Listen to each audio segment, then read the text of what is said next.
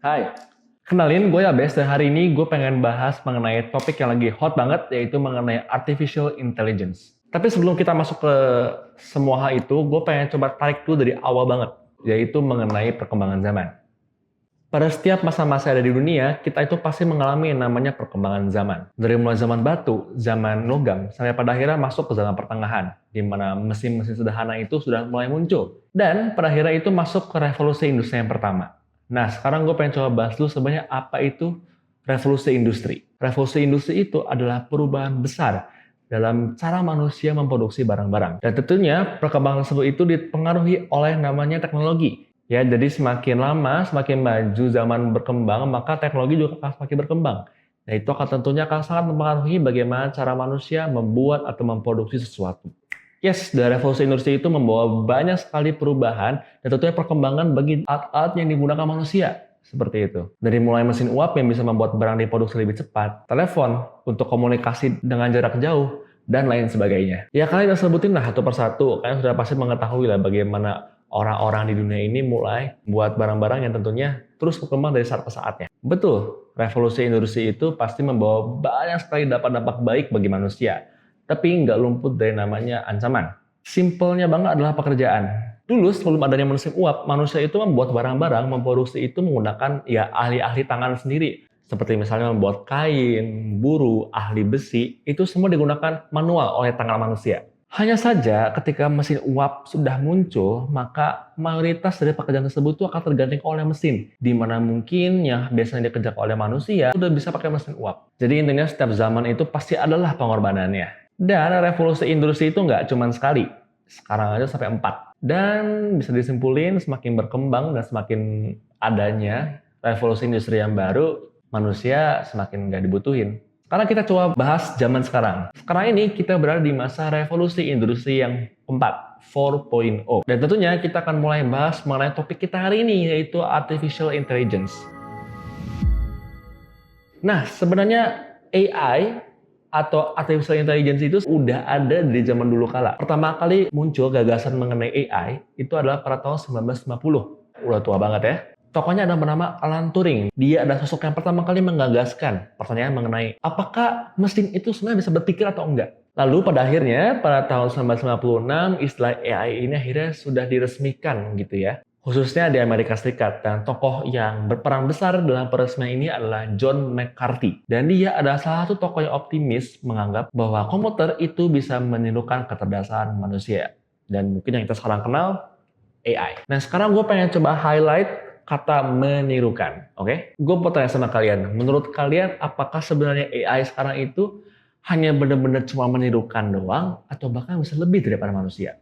Tokoh Geoffrey Hinton atau mungkin bisa dikenal sebagai Godfather of AI menjelaskan bagaimana cara AI itu bekerja. Jadi pada dasarnya cara kerja sistem AI itu adalah mengenai namanya neural networks. Apa itu neural networks? Gue akan coba jelasin. Jadi Geoffrey Hinton dan rekan-rekannya itu pada waktu itu membuat sebuah program yang sistemnya itu berlapis-lapis, dan setiap lapisnya itu mereka tuh memiliki tugas masing-masing untuk menjelaskan atau untuk menyelesaikan satu problem. Dan kalau kita aplikasikan ke tugas, dan misalnya satu layer itu mengatakan bahwa oke, pekerjaan itu udah benar.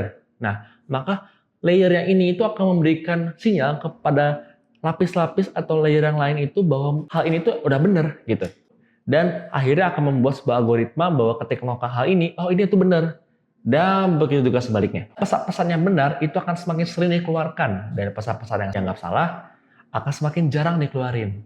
Dan pola itu akan semakin terus diperkuat selama mesin itu masih terus bekerja. Jadi, kemampuan mereka untuk memperkuat sinyal tersebut berdasarkan hasil dari jawaban yang mereka dapatkan, kita bisa simpulkan bahwa mesin atau AI mereka itu mempunyai kemampuan untuk belajar. Dan ini hal yang cukup wow menurut gua. Kita langsung lihat dari manusia itu sendiri, yaitu otak kita. Oke, dari sistem bagaimana cara otak kita bekerja itu namanya adalah dengan neurons. Dan tiap neuron itu akan menjalin hubungan dengan neurons lain untuk memberikan sinyal.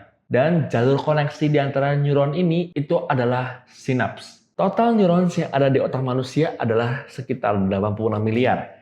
Dan satu neuron itu bisa melakukan koneksi dengan neuron lain, dengan sinaps, yaitu satunya sebanyak 100 triliun. Ya lu bayangin aja sekarang lu punya 86 miliar neurons dan masing-masing neuron lu itu satu bijinya itu bisa langsung komunikasi dengan neuron lain 100 triliun.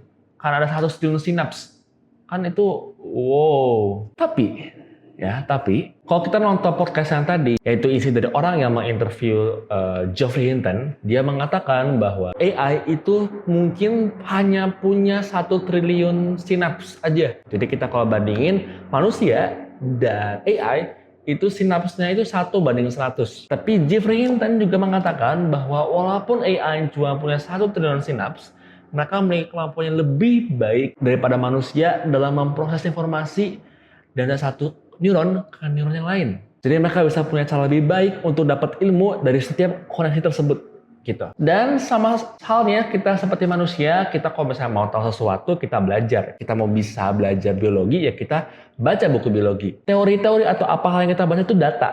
Dan AI juga sama. Mereka itu sistem belajarnya adalah melalui data, big data. Dan lu paham sendiri lah zaman sekarang ini betapa mudahnya orang-orang bisa mendapatkan data. Gitu ya. Istilahnya lu tinggal konekin AI ke internet bisa dapat semua hal dan that's it. Lu punya data satu dunia dengan sangat mudahnya dan AI bisa langsung bikin atau dapetin ilmu dari setiap koneksi tersebut dengan waktu yang bukan cukup lagi, sangat cepat bahkan.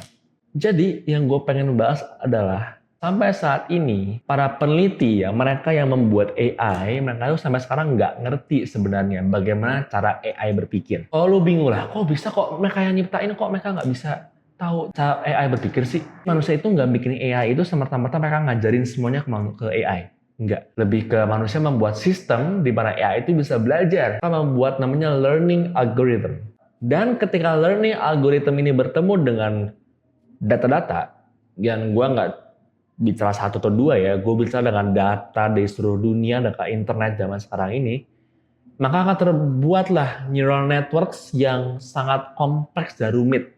Nah, si neural networks inilah yang sampai sekarang manusia tuh nggak bisa tahu ini cara kerjanya tuh gimana ya, gitu. Kalau lu sadar, semakin hari AI itu akan semakin belajar. Nah, sistem tadi karena mereka sering dipakai, maka jadi makin tahu. Oh, kalau misalnya pertanyaan A, maka jawabannya A. Pertanyaan B, jawabannya B. Hal itu diperkuat terus-menerus, makanya mereka bisa belajar dan mereka bisa cepat pinter lah, gitu istilahnya. Dan lu bisa research sendiri, sekarang pengguna ChatGPT per harinya itu satu dunia itu bisa berapa. Dan itulah hal yang harus kalian khawatirkan sekarang. Makanya judul dari video ini gue pengen bilang adalah bahaya dari artificial intelligence.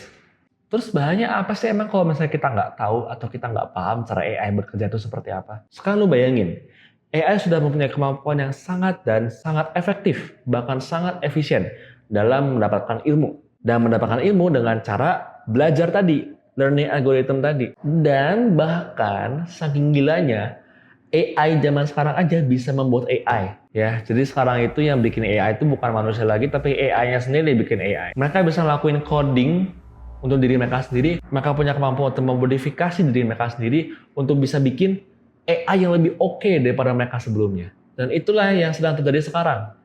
Mungkin memang perlu bantuan manusia, tapi manusia udah nggak usah lagi capek-capek coding untuk bikin AI lebih bagus.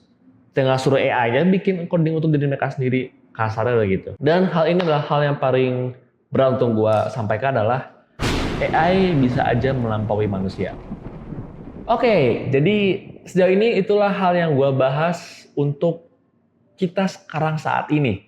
Sekarang gue akan coba bahas apa aja sih yang mau kita jadi 2-3 tahun ke depan. Jadi gue baca tuh artikel, yaitu dari aistrip2025.com. Kalian bisa baca sendiri artikelnya. Dan artikel ini itu dibuat oleh researcher AI yang cukup ternama dan mempunyai sangat banyak peran dalam pembuatan AI dari masa-masa ini. Kalian bisa baca sendiri sebenarnya, cuman gue pengen bantu kalian untuk nge-recap atau mungkin bikin review yang singkat. Ya, karena jujur, gue sendiri aja baca artikel itu agak pusing ya, karena itu ribet banget. Tapi tidak gini, zaman sekarang ini sebenarnya AI itu masih belum jadi ancaman yang besar. Mungkin ancamannya hanya cuman, membuat manusia jadi malas-malesan, jadi mereka nggak punya critical thinking, mungkin sudah bisa mulai menggantikan beberapa pekerjaan manusia yang sistemnya yang sifatnya mungkin bisa digantikan oleh AI. Nah, tapi perkembangan AI itu sangat-sangat cepat dan sangat akan melesat dalam 2 tahun ke depan. Karena perkembangan AI itu nggak linear, nggak garis lurus kayak gini gitu loh. Ya, dia itu agak melengkung. Maksudnya gimana? Jadi semakin masa perkembangannya akan semakin cepat gitu frekuensinya. Ya pokoknya kayak gitulah intinya. Dan jujur gue serem banget ngebahasnya di sini, tapi kalau kalian baca artikelnya, ini tuh bahkan bisa mempengaruhi dunia, menyebabkan perang. Karena AI sekarang sudah bisa membuat senjata biologis. Dan AI juga adalah salah satu hal yang akan memunculkan banyak sekali perselisihan di antara negara. Karena apa? Kan AI kok tiba-tiba antar negara? Karena data. Mereka memprediksi bahwa zaman ke depan itu manusia itu nggak bakal lagi perang pakai senjata, pakai pistol itu udah nggak zaman. Mereka akan perang itu namanya pakai data. Lu bayangin, lu bisa pegang dengan satu USB atau mungkin satu komputer gitu ya, atau server, lu bisa pegang satu data dari satu negara besar. Lu bayangin itu gilanya itu kayak gimana kalau sampai kejadian. Tapi tenang, ini baru aja prediksi, belum untuk kejadian, jadi masih banyak banget kemungkinan-kemungkinan yang tentunya ya bisa merubah keadaan lah seperti itu ya. Cuma ini adalah worst scenario lah gitu. Tapi kita nggak usah coba bahas-bahas terlalu jauh, kita coba bahas ke zaman sekarang lagi. Apa yang kita harus lakuin sebagai manusia yang mungkin mengerti AI dengan teknologi zaman sekarang gitu ya. Gue nggak bilang bahwa dengan apa yang gue sebutin tadi, kalian harus stop menggunakan AI. Atau gue nggak bilang bahwa kita harus stop AI, kita harus stop perkembangan artificial intelligence. Gue nggak bilang gitu. Kenapa? Ya karena kalian nggak bakal bisa nge-stop perkembangan AI. Jadi, apa yang harus dilakukan adalah kita harus merubah mindset kita dalam penggunaan AI. AI itu tools, mereka tuh robot. Kita sebagai manusia yang menggunakan robot, ya kita yang harus menduduki mereka. Kita jangan mau sampai dibabuin sama AI. Ya bukan berarti tiba-tiba AI nyuruh-nyuruh lu, enggak. Tapi jangan sampai ketergantungan lah. Simpelnya itu loh. Lu pakai AI boleh. Lu mau gunakan buat bikin tugas lu ya silakan aja, sok-sok aja. Tapi jangan buat hal itu bikin lu jadi malas, lu nggak mau mikir, lu nyantai-nyantai segala macam, semuanya lu kasih ke AI. Tapi sekali lagi yang gue bahas di sini adalah bukan mengenai kalian harus stop pakai AI. Justru kalian harus pakai AI, tapi dengan mindset yang sudah berubah. Gue mau nonton dari satu mungkin seminar dari CEO Nvidia yaitu Jensen Huang. Dia diberikan satu pertanyaan yang mungkin kalian sering dengar juga. Salah satu audiens ada yang nanya, simpelnya menanyakan apakah AI itu akan menggantikan manusia dalam pekerjaan. Jensen Huang cuma tertawa dan bilang enggak. AI tidak akan menggantikan manusia, tapi orang yang menggunakan AI lah yang akan menggantikan pekerja-pekerja manusia tersebut. Seperti itu. Jadi ya AI-nya sendiri kalau lu nggak apa-apain ya nggak bakal bisa mengganti pekerjaan lu. Cuman orang-orang yang bisa pandai, mereka bisa ngerti sistem AI, mereka bisa ngerti cara pakai untuk nge-utilize AI, mereka lah orang-orang yang akan menggantikan pekerjaan-pekerjaan kalian di masa yang akan datang.